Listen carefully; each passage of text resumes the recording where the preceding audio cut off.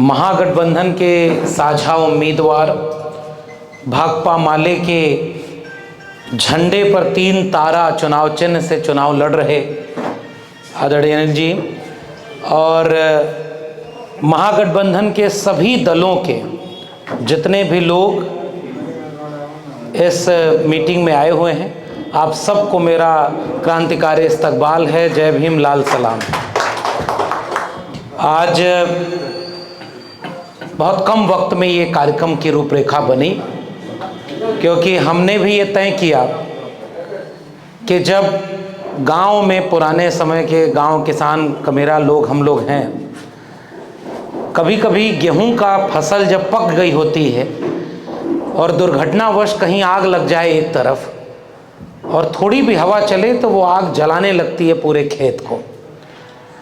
वो जाति नहीं देखती, वो मेड़ नहीं देखती, जो उसकी लपेट में आता है सबको जलाती जाती है। तो गांव वाले क्या करते हैं, इस बात का इंतजार नहीं करते कि वो आग हमारे खेत की फसल को कब जलाएगी, उसके पहले ही सारे लोग मिल करके एकजुट होकर के उस आग को बुझाने दौड़ पड़ते हैं। बिहार का चुनाव मैं इसी तरह के एक संकट के सामने लड़े जा रहे चुनाव के रूप में देख रहा हूं। इतनी मुश्किलें, इतनी चुनौती भारतीय लोकतंत्र में पहले कभी नहीं रही होगी कि बिहार में डेमोक्रेसी यानी लोकतंत्र की बुनियादी नींव पड़ी हुई है।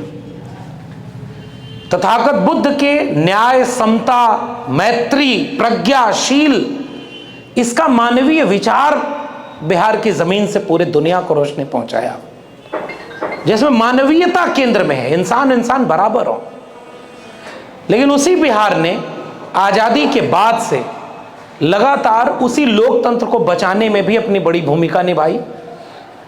और सामाजिक न्याय का आंदोलन हो, समाजवादियों का आंदोलन हो या कम्युनिस्ट धारा का आंदोलन हो, सबकी लड़ाई उसी सर्वहारा की थी, उसे मान सम्मान प्रतिष्ठा दिलाने की, हक अधिकार सब और संसाधनों में समान वितरण दिलाने की लड़ाई रही है। और हमारे पिताजी तो खुद कॉमरेड थे, और पिताजी, हमें याद है हमारे इलाके में Bhagat Singh, Karl Marx, Lenin को कोई जानता नहीं, और वो गांव गांव जाकर लोगों को बताते थे कि दुनिया भर के जितने भी मेहनतकश लोग हैं, मजदूर, किसान हैं, उन सब के लिए दुनिया भर में लड़ाई लड़नी पड़ी, तब उनको बराबरी के लिए थोड़े थोड़े रास्ते खुले हैं। और भारत में भी उसकी लड़ाई लड़नी पड़ी। और बिहार एक दौर में तो सामंती जकड़न में इतना कैद था, खटिया पर बैठने में भी लोग पूछते थे कि कौन सी जाति के हो, तुम्हारे पैर में चप्पल रहेगा कि नहीं, खटिया पर बैठोगे बराबर कि नहीं। संविधान लागू हो गया बाबा साहब डॉक्टर भीमराव अंबेडकर का, लेकिन गांव तक नहीं पहुंचा था, और उसे पहुंचाने के लिए संघर्ष करना पड़ा है, कुर्बानी देनी पड़ी है। मैं तो भाकपा माले का जब इतिहास पढ़ा, मैंने जाना, और उस समय से आज तक मैं आपके मंच पर यह बात कबूल करते हुए अपनी बात शुरू कर रहा हूं। कॉमरेड राम नरेश राम को मैं याद कर रहा हूं, जिन्होंने भोजपुर इकवारी गांव सहार में जो लड़ाई लड़ी, वो किसकी लड़ाई थी? जगदीश मास्टर और उसके बाद रामेश्वर अहीर, उन लोगों ने जब लड़ाई लड़ी। और मैंने जब ये इतिहास पढ़ा और देखा कि ये बिहार वही जगह है कि जगदीश मास्टर अगर बैठे हैं कुर्सी पर तो कोई लात मार करके कहता है कि तुम्हारी हिम्मत कैसे हो गई कि हमारे सामने कुर्सी पर बैठोगे। रामेश्वर अहीर जब किसानों को एकजुट करके, नौजवानों को एकजुट करके सड़क पर आंदोलन कर रहे हैं, तो उनको लंबे समय के लिए जेल में डाल दिया गया। मुखिया का चुनाव लड़ने के लिए जब कॉमरेड राम नरेश राम शुरू करते हैं अपना सफर, तो चुनाव लड़ना ही, हमारे सामने तुम्हारी हिम्मत कैसे हो गई कि तुम चुनाव लड़ोगे। वो ताकतें जो बिहार को एक समय में असली जंगल राज तो वो था, आज ये भाजपा और आरएसएस वाले नैरेटिव फैलाते हैं कि ये जंगल राज बाद में था, जब गरीब, किसान, मजदूर अपने हक के लिए आवाज उठाने लगे तो उसको कहते हैं कि जंगल राज हो गया। बहुत साफ मैं ये बात कहना चाहता हूं, जबकि असली जंगल राज वो था जिसमें लक्ष्मणपुर बाथे था, शंकर बिगहा था। और मैं उस जगह पर पिछले दिनों गया था, 25 साल पूरे हुए थे। मियाँपुर नरसंहार के बगल में एक गांव है जिसका नाम है सागरपुर, और आप कल्पना करिए साल 2000 में सागरपुर गांव का कांड क्या है। वहां से मैं जंगल राज को संबोधित कर रहा हूं कि वहां के पिछड़े अति पिछड़े और दलित समाज के लोग वोट डालने नहीं जाते थे। और साल 2000 के चुनाव में पहली बार उस गांव के वो कमेरा लोग, वो मेहनतकश लोग, वो सर्वहारा लोग तय करते हैं कि संविधान लागू हो गया तो हमारा वोट कौन डालता है भाई, हम अपना वोट खुद डालेंगे। और जब वो गांव से सागरपुर बूथ पर वोट डालने जा रहे थे, बीच रास्ते में सामंतियों ने उनके ऊपर जानलेवा हमला कर दिया, 17 लोग घायल हुए और ऑफिशियल रिकॉर्ड है 8 लोग मारे गए थे। चुनाव आयोग इस बात के लिए देश में कैंपेन करता है कि सबका वोट डलना चाहिए, हर व्यक्ति वोट डाले। आपके वोट से लोकतंत्र बना है, आपके वोट से निजाम चुना जाता है। उस चुनाव आयोग या इस देश को चलाने वाले लोगों ने कभी ये नहीं देखा कि ये गरीब, किसान, मजदूर, दलित, पिछड़े जब वोट डालने गए तो जान से हाथ धो बैठे। उनमें यादव थे, पासवान थे, दुसाध थे, वो कमेरा मेहनतकश लोग थे और वोट डालने के लिए साल 2000 में मारे गए। बिहार उससे भी लड़ा है। बिहार लड़ा जब कॉमरेड राम नरेश राम, जगदीश मास्टर चुनाव लड़े और उसके बाद जीते, क्योंकि आबादी तो उन मेहनतकशों की ज्यादा है, लेकिन हुकूमत कोई और करता था जो मुट्ठी भर भी नहीं है। और ये वर्ग खांचा, दुनिया में वर्गीय संघर्ष है, भारत में वो वर्गीय संघर्ष के साथ जातीय संघर्ष भी है। और वही मुट्ठी भर लोग जो अपने को वर्ण में भी ऊपर, जाति में भी ऊपर और संसाधनों पर सबसे ज्यादा कब्जा, और उनके खिलाफ जब कोई लाल झंडा लेकर निकला, कोई हरा झंडा लेकर निकला, कोई समाजवादी, कोई कम्युनिस्ट, तब जाकर के संविधान गांव तक पहुंचा। साथियों, उस संघर्ष में जाने कितने लोगों को कुर्बानी देनी पड़ी है। मैं शुरुआत में ही यह बात बहुत जिम्मेदारी से कहना चाहता हूं, साल 2025 का ये आम चुनाव केवल एक विधायक चुनने का चुनाव नहीं है, ये उस लोकतंत्र को बचाने का, सामाजिक न्याय को जमीन पर लागू करने का और संविधान को बचाने का चुनाव है। इसलिए इस चुनाव को बड़े चुनाव के रूप में देखा जाए और इसलिए हमारी जिम्मेदारी ज्यादा है। अगर लाल झंडे वाले लोगों ने गरीबों, किसानों, मजलूमों के लिए हक में लड़ाई लड़ी है, अगर समाजवादियों ने इस देश में मंडल आंदोलन की लड़ाई लड़ी, तब भी तो कोई सांप्रदायिकता का रथ लेकर चल पड़ा था इसी बिहार के, रौंदते हुए मंडल के विरोध में कमंडल लेकर निकल पड़ा। और वो पूरे देश को दंगे और धर्म के नाम पर झगड़े में जब झोंकना चाह रहे थे, उस वक्त भी समाजवादियों का रथ उन्हें समस्तीपुर में रोका था और बिहार कभी सांप्रदायिक ताकतों के सामने समझौता नहीं किया। ये उस बिहार में हम खड़े होकर के आपके सामने हैं। और उसी लालू प्रसाद यादव को जंगल राज से जोड़ करके आज भी देश का प्रधानमंत्री भाषण दे रहा। शर्म आनी चाहिए कि जिनका 12 साल हुकूमत केंद्र में हो और लगभग 20 साल आपने राज किया है, आपके गठबंधन में सरकार रही है, आप अपने काम पर वोट नहीं मांग रहे। आप क्या बिहार में आकर के बोले कि अगर उनको महागठबंधन को वोट दे दिया तो जंगल राज लौट आएगा? ये पूरी विधानसभा पिपरा का इलाका, आप भी गांव गांव जाइएगा साथियों, आप हमसे ज्यादा प्रबुद्ध लोग हैं, अनुभवी लोग हैं, वरिष्ठ लोग हैं, और गांव के हमारे लोगों को यह बात समझानी है कि जो जंगल राज से लड़ करके पुराने लोगों ने हाथ में कलम और संविधान की ताकत दी थी, आज ये अगर भाजपा और आरएसएस वाले बिहार को जीत ले गए तो वापस वो 90 के पहले वाला जंगल राज ले आएंगे, जिसमें खटिया पर बैठने के लिए भी कोई आपसे इजाजत लेनी पड़ेगी। इसलिए हम सबको एकजुट होकर के उस जंगल राज से रोकने के लिए आज हमको यहां पर खड़ा होना पड़ा है। और ये बहुत साफ खतरा हमारे सामने है। क्या बिहार का सांसद भाजपा का यह नहीं बोला कि मुसलमान नमक हराम होते हैं? बताइए, ये आपके बीच में 2025 में बोला गया कि वो हमें वोट नहीं देते और वो नमक हराम है, वो शौचालय ले लिए, वो सिलेंडर ले लिए।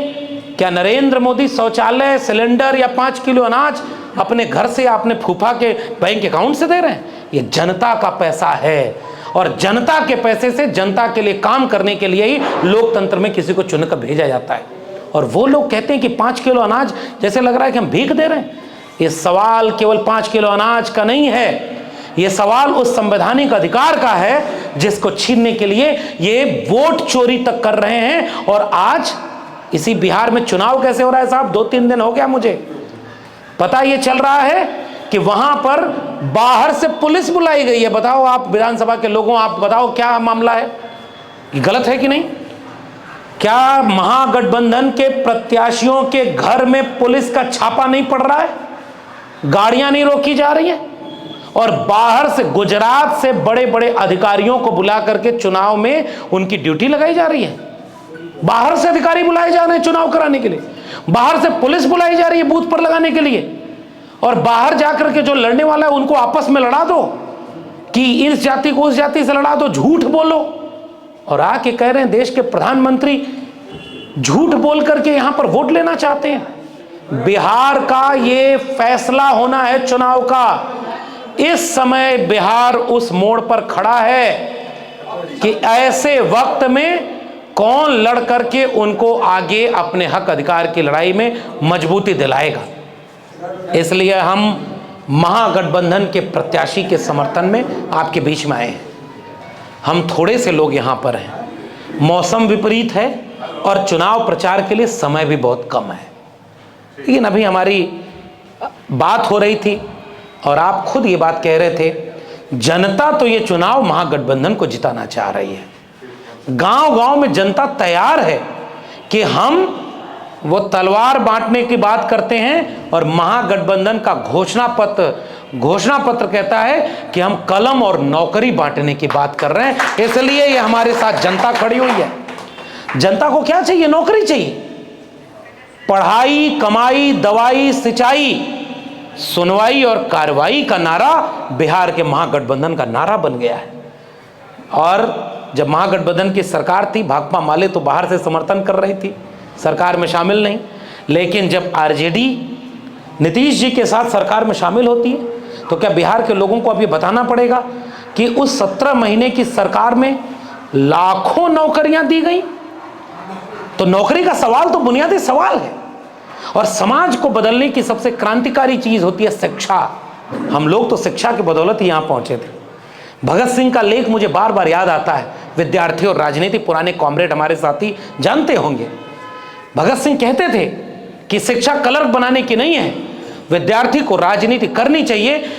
जब फीस तय करती है सरकार, जब नौकरी मिलेगी कि नहीं ये तय करती है सरकार, आपको रोजगार मिलेगा कि नहीं ये तय करती है सरकार, पेपर लीक होगा कि नहीं ये तय करती है सरकार, आपके अनाज की कीमत कितनी होगी, एमएसपी मिलेगा कि नहीं, किसान को उसका लागत का डेढ़ा मिलेगा कि नहीं ये तय करती है सरकार।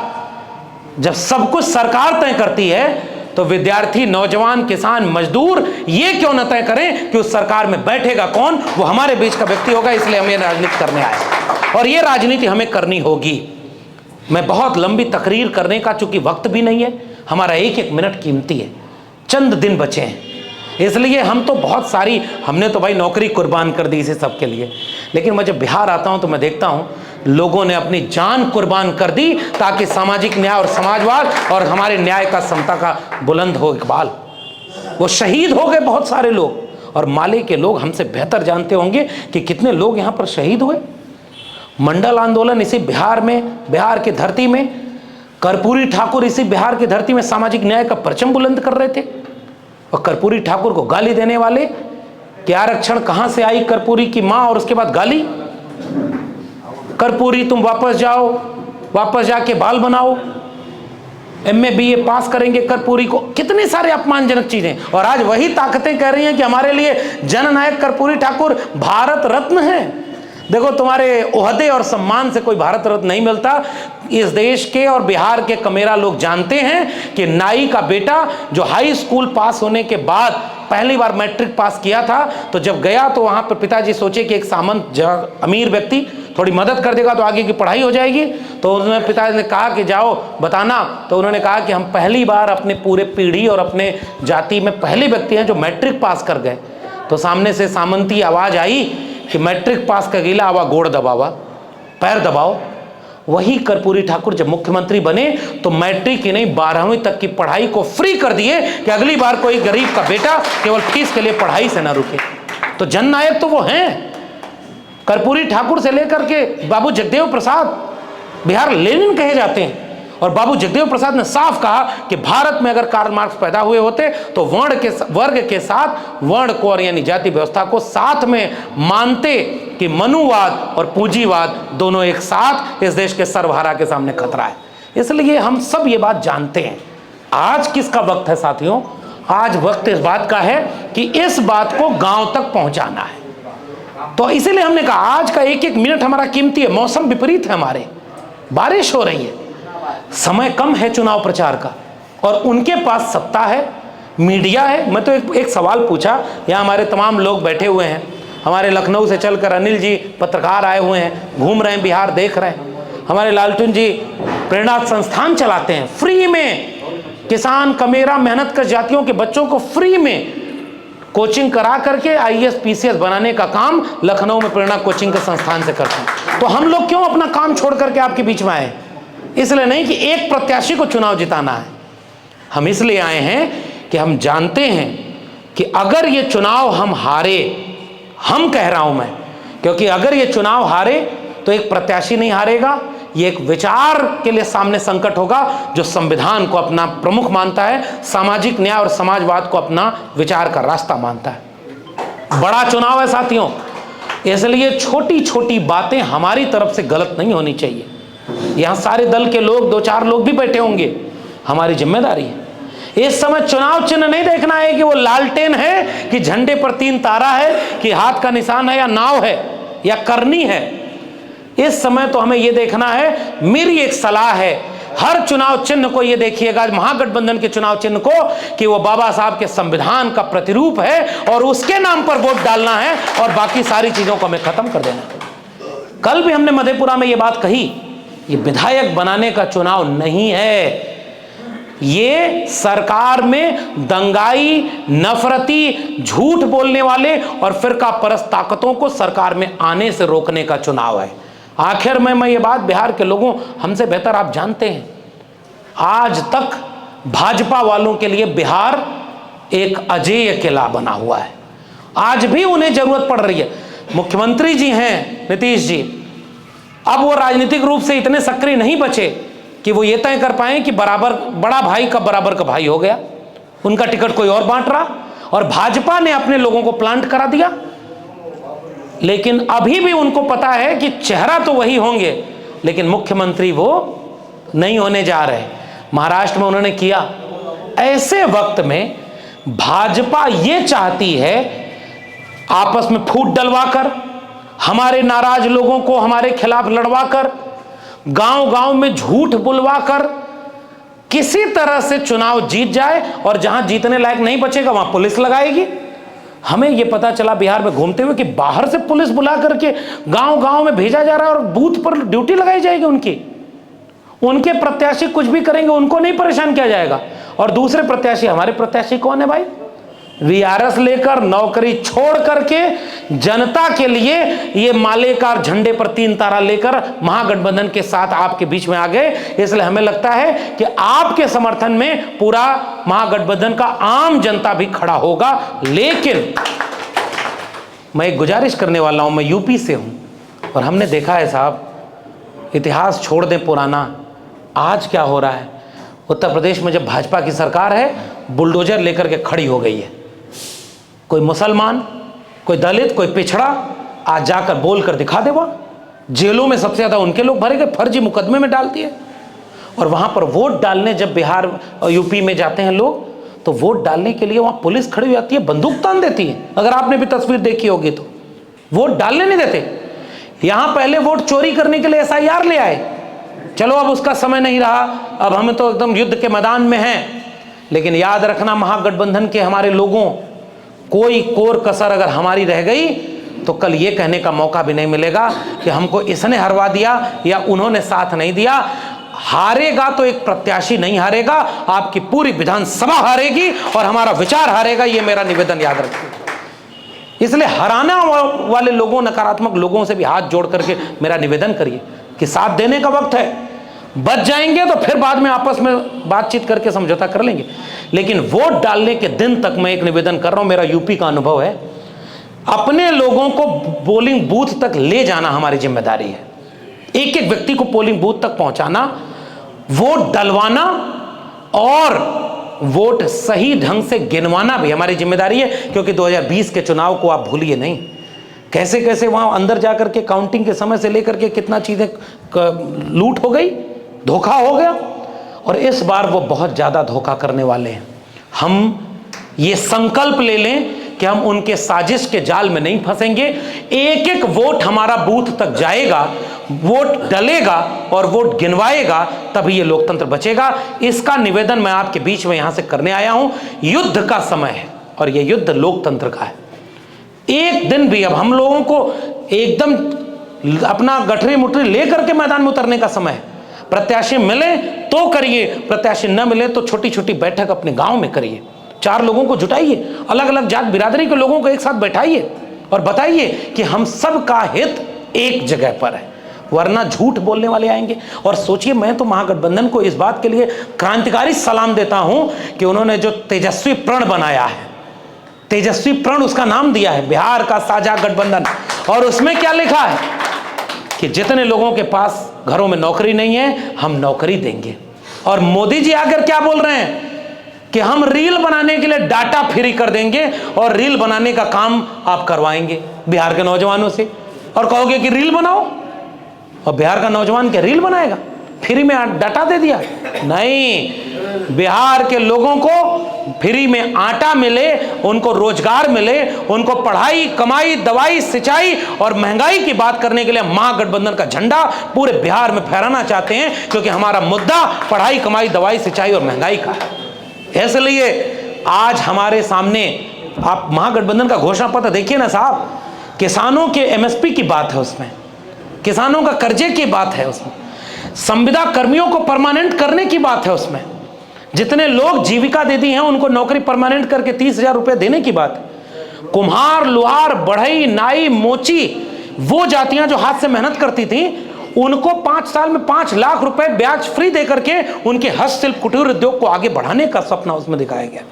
उसमें दवाई मिले आपके हॉस्पिटल में, इसके लिए वहां पर संकल्प लिया गया है। नए डिग्री कॉलेज खोले जाएं, यूनिवर्सिटी खोली जाए, शिक्षकों को शिक्षा के लिए नौकरी के तमाम अवसर उपलब्ध कराए जाएं और बिहार से पलायन रुके और यहां डेवलपमेंट ऐसा किया जाए जो कि बिहार के लोगों के हक में जाए। इसलिए आप ज़्यादा समय न लेकर के हम तो अपील करने हैं, हमें एक कार्यक्रम में और जाना है। हम चाहते हैं कि आपके अनिल जी के समर्थन में, मैं तो एक बार और कहूँगा, आपके प्रत्याशी तो बड़े पढ़े लिखे, संजीदा और नौकरी पेशा थे, नौकरी छोड़ करके आए।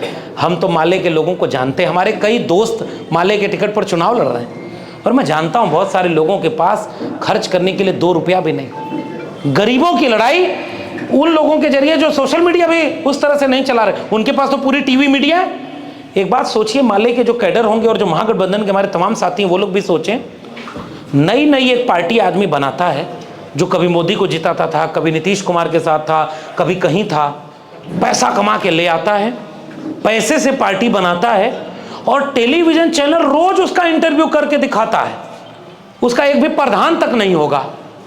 माले के पास 12 विधायक तो यहाँ, 2-3 विधायक पड़ोस के राज्य में, 2 सांसद, 1 एमएलसी, और माले के लोगों का कितना इंटरव्यू टीवी वाले दिखाते हैं।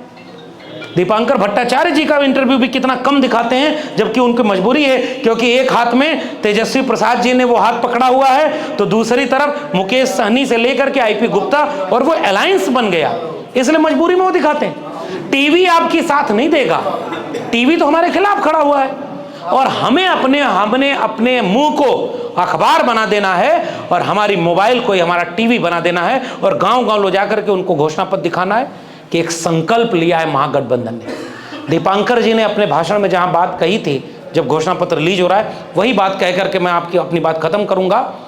दीपांकर जी ने कहा कि बिहार कल भी लड़ा था तमाम सामंती ताकतों के खिलाफ, तमाम पूंजी के गठजोड़ के खिलाफ, और बिहार आज भी लड़ेगा।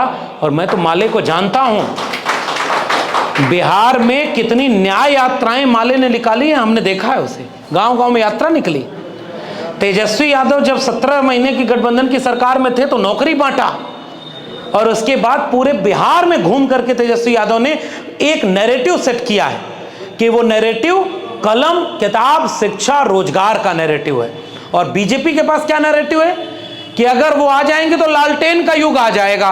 मोदी जी आके रैली में कह रहे थे कि मोबाइल निकालिए, फ्लैश लाइट जलाइए, अब देखिए इतनी लाइट है, यहाँ लालटेन की जरूरत है क्या? तो मैं यहां से कहना चाहता हूं, मोदी जी बिहार में अब वो वाला कीचड़ भी नहीं बचा है जिसमें किसी कमल के खिलने की जरूरत है, इसलिए कोई कमल यहां पर नहीं खिलेगा। और वो चाहते हैं कि बिहार में नफरत का कीचड़ फैले, धर्म के नाम पर नफरत फैले, उसके कीचड़ में वो अपना कमल खिलाना चाहते हैं। और कमल को रोकने के लिए, हम कलम खिलाने के लिए हम इस महागठबंधन के समर्थन में पूरे तरह से बिहार में घूमेंगे और आपसे ये ऐलान करके जा रहे हैं, एक अपील करके जा रहे हैं। आप तो कैडर लोग हैं, आप तो लड़ ही रहे हैं, लेकिन यहां हमारी लड़ाई ये है, जो राजद के लोग होंगे वो राजद के लोगों को बुलाकर बिठाकर कहेंगे कि साहब दिल बड़ा करने का समय है, नाक छोटी और दिल बड़ा। अभी नाक बचाने का समय नहीं है, तिकड़म का समय नहीं है। जो आईआईपी पार्टी और वीआईपी पार्टी के हमारे कार्यकर्ता मिले, उनको हमें समझाने की जरूरत है कि आईआईपी पार्टी के आईपी गुप्ता जी को कितना बढ़िया, देखिए ना आप, एक अलायंस बना है और वो विचारधारा का अलायंस बना है। पिछड़े, अति पिछड़े, दलित, महादलित, उन लोगों का अलायंस बना है। इसलिए तमाम सामंतियों को यह बात कबूल नहीं हो रही है कि कहीं गरीबों के बच्चों का राज ना आ जाए, एक गरीब का बच्चा कहीं यहाँ का विधायक न बन जाए। बहुत सारे लोग इसके खिलाफ होंगे। हमें निवेदन करना है, हमें उनको कन्विंस करना है, हमें घोषणा पत्र गांव पहुंचाना है। यही 2-3 काम अगर हम कर ले गए और आने वाले दिनों में हम ये उम्मीद करते हैं कि भारी अभी हमारे अनिल जी बोल रहे थे कि अगर सब ठीक रहा तो 50, 60, 70 हजार से जीत सकते हैं। इन्होंने फिर लेकिन लगाया। मैं इनको ये भरोसा दिला के जा रहा हूं कि कोई लेकिन नहीं लगेगा, आपकी जीत पूरे जिले की सबसे बड़ी जीत होगी। हम आपको यकीन दिलाना चाहते हैं और आप सबसे गुजारिश करना चाहते हैं। हम जानते हैं कि आप हमसे ज़्यादा मेहनत कर रहे हैं, आप जमीन पर लड़ रहे हैं।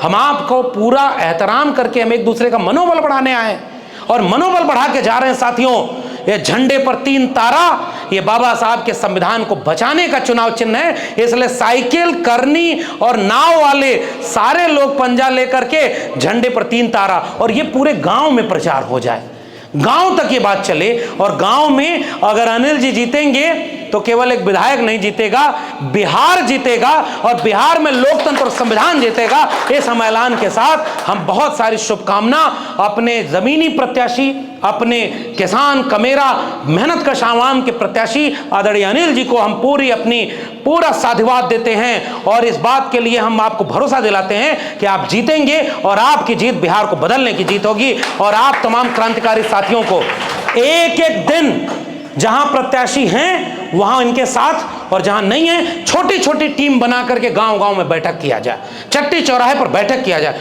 और उनसे पूछा जाए। हमारे पास तो सीएम फेस और डिप्टी सीएम फेस है, पढ़ाई, कमाई, दवाई, सिंचाई, महंगाई और सुनवाई कार्रवाई का मुद्दा है और नौकरी घर घर देने का मुद्दा है। आपका मुद्दा क्या है? ये बात जैसे हम नैरेटिव में ले जाएंगे, वो नैरेटिव में चुनाव हार चुके हैं, वो साजिश से चुनाव जीतना चाहते हैं। लेकिन मुझे पता है बिहार जब मन बना लेता है तो बेईमानों को सत्ता से उखाड़ फेंकने का अनुभव बिहार के पास है और इसी अनुभव से बिहार काम लेगा। और आखिरी बात, मैं तो उत्तर प्रदेश से चल के आया हूं, समाजवादी परिवार से जुड़ा हूं। बिहार अगर आप जीत गए और बिहार में कीचड़ नहीं फैलने दिया जिसमें कमल खिला, तो 2027 में हम यूपी में कमल को उखाड़ फेंकेंगे और पूरे देश की तकदीर बदल जाएगी। देश बचाने का चुनाव है बिहार का चुनाव, देश बचाने का चुनाव। धार्मिक दंगों की आग में जो देश को झोंका जा रहा है उससे देश को बचाएगा तो बिहार बचाएगा।